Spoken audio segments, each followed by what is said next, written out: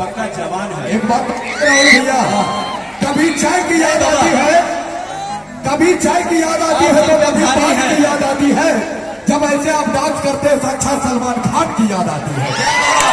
बहुत बढ़िया कि जिया हो बिहार के लाला, जिया हो बिहार के लाला, जिया 2000 दने